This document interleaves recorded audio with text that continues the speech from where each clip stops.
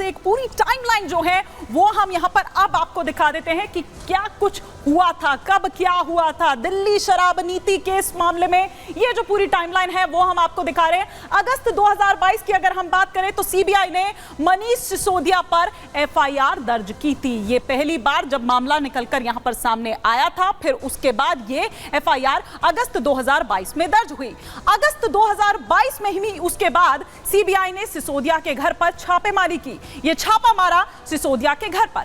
अगस्त में ही 27 सितंबर को ईडी ने उसके बाद जो मनी लॉन्ड्रिंग का केस है उससे पहले वो दर्ज किया था, और उसके बाद ये जो तमाम एक्शन है वो यहां पर दरअसल नजर आए थे।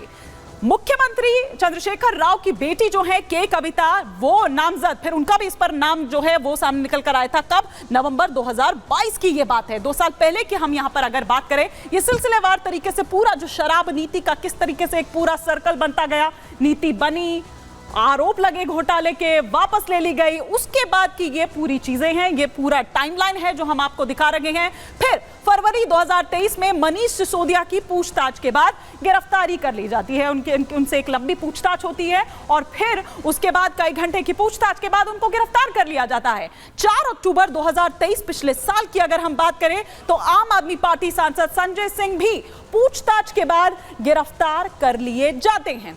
15 मार्च इसी साल 2024 की अगर बात करें तो बीआरएस नेता यानी कि के कविता, जिनके यहां छापा मारा जाता है, बीआरएस नेता के कविता के घर पर यह छापा मारा जाता है और के कविता को उसके बाद कुछ पूछताछ उनसे भी होती है, उसके बाद उनकी भी गिरफ्तारी हो जाती है। और जब के कविता की गिरफ्तारी होती है तब उसके बाद हड़कंप मच जाता है और यह होता है कि क्या इसके बाद अब सीधा जो ये मामला जा रहा है, क्या वो अरविंद केजरीवाल की गिरफ्तारी के पास सीधा जा रहा है? और ठीक वही हुआ।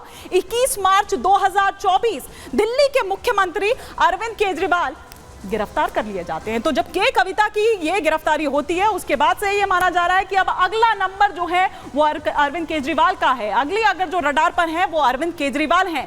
10 मई 2024 को फिर उसके बाद अरविंद केजरीवाल को जमानत दे दी जाती है, क्योंकि उनके द्वारा ये कहा जाता है कि भैया देखिए चुनाव है, अब चुनाव बार बार तो आता नहीं है, तो कम से कम उनको उसके लिए प्रचार के लिए और जो तमाम तैयारी है उसके लिए उनको छूट दे दी जाए, उनको जमानत दे दी जाए।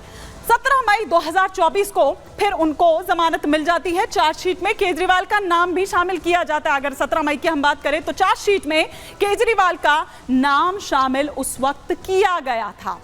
2 जून 2024 मुख्यमंत्री केजरीवाल ने फिर उसके बाद जो उनको चुनाव में बीच में उनको थोड़ा सा छूट दी गई थी, राहत दी गई थी कि वो अपना चुनाव प्रचार कर सके, उसके बाद वो डेडलाइन थी जब उनको 2 जून को सरेंडर करना था। 2 जून को उन्होंने सरेंडर किया, यानी कि 1 जून तक वो राहत थी, वो मोहलत थी, और फिर 2 जून को, हालांकि उस बीच भी उन्होंने कोशिशें अपनी तरफ से तमाम की कि उनकी तबीयत ठीक नहीं है, उनका बीपी लो हो गया, उनका शुगर लेवल ये हो गया, उनका वजन कम हो गया, इस तरह की तमाम चीजें जो हैं वो देखने को मिली। वो जेल में वो इंसुलिन वाला मामला भी चला था। खैर 20 जून 2024 अरविंद केजरीवाल को फिर से जमानत मिलती है, यानी कि आज 25 जून को हम बात कर रहे हैं, आज से 5 दिन पहले 20 तारीख की अगर हम बात करें तो राउज एवेन्यू कोर्ट द्वारा वो जमानत दे दी जाती है। लेकिन यहां फिर पेच फंस जाता है 21 जून। ये 21 तारीख जो है ये थोड़ा सा भारी है अरविंद केजरीवाल पर, उनके लाइफ में। ये 21 जून, पहले 21 मार्च जब गिरफ्तारी हुई और ये 21 जून 2024 जब केजरीवाल की जमानत पर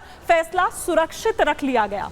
ये माना जा रहा था कि क्या उनको राहत मिलती है, क्या नहीं मिलती है, क्योंकि राउज एवेन्यू कोर्ट द्वारा तमाम जो बातें कही गई थी क्या उसी को आगे परस्यू किया जाता है। लेकिन ऐसा नहीं हुआ, ऐसा नहीं हुआ। आज 25 जून 2024 की अगर बात करें तो दिल्ली हाई कोर्ट का फैसला यह रहा कि केजरीवाल जेल में ही रहेंगे, कोई राहत केजरीवाल को नहीं मिलेगी। ना केवल इतना बल्कि तीखी तल्ख टिप्पणी हाई कोर्ट द्वारा की जाती है।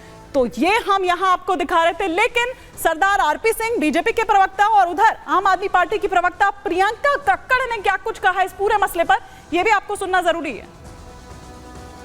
हाई कोर्ट ने, जस्टिस सुधीर जैन ने पूरी सुनवाई करी, जो ईडी ने अपने एविडेंस दिए उनको पूरा सुना, उसके बाद ये फैसला दिया कि इनको बेल नहीं मिलनी चाहिए।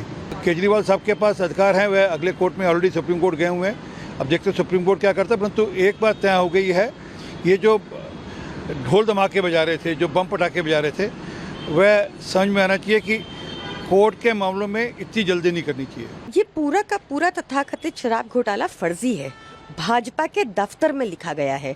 आज तक एक चवन्नी का प्रमाण, एक चवन्नी की रिकवरी हमारे किसी भी नेता के यहाँ से नहीं हुई। हम आज के फैसले से असहमत हैं।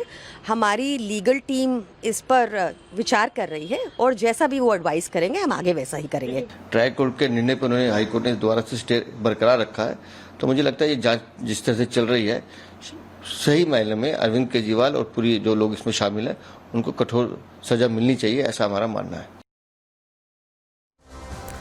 दिल्ली बीजेपी के अध्यक्ष वीरेंद्र सचदेवा को आपने सुना, उससे पहले आम आदमी पार्टी की स्पोक्सपर्सन प्रियंका कक्कड़ को और सरदार आरपी सिंह जो बीजेपी के ही प्रवक्ता हैं उनको आप सुन रहे थे। कड़ी से कड़ी सजा मिलने की बात वीरेंद्र सचदेवा कह रहे हैं, जबकि प्रियंका कक्कड़ वही जो रटा रटाया अपना राग अलाप रही है आम आदमी पार्टी या उसके तमाम नेता, तमाम चेहरे कि कुछ किया ही नहीं है जी, चवन्नी तक नहीं मिली। अगर चवन्नी तक नहीं मिली तो फिर आखिर कैसे एक के बाद एक जो ये गिरफ्तारियां होती चली गई, और क्यों नहीं मनीष सिसोदिया अभी तक बाहर आ रही है, क्यों नहीं अरविंद केजरीवाल को भी राहत दी जा रही है। ये हम आज आपको दिखा रहे थे कि किस तरह से दिल्ली की जो सियासत है वो भी इसमें हाई है। आम आदमी पार्टी बीजेपी पर आरोप लगा रही है तो बीजेपी यहां कह रही है भैया जब घोटाला किया है तो बच कैसे आप सकते हैं। खैर, आज प्रहार के इस सफर में फिलहाल इतना ही। कल हम फिर हाजिर होंगे एक नए मुद्दे के साथ, तब तक के लिए दीजिए इजाजत। नमस्कार।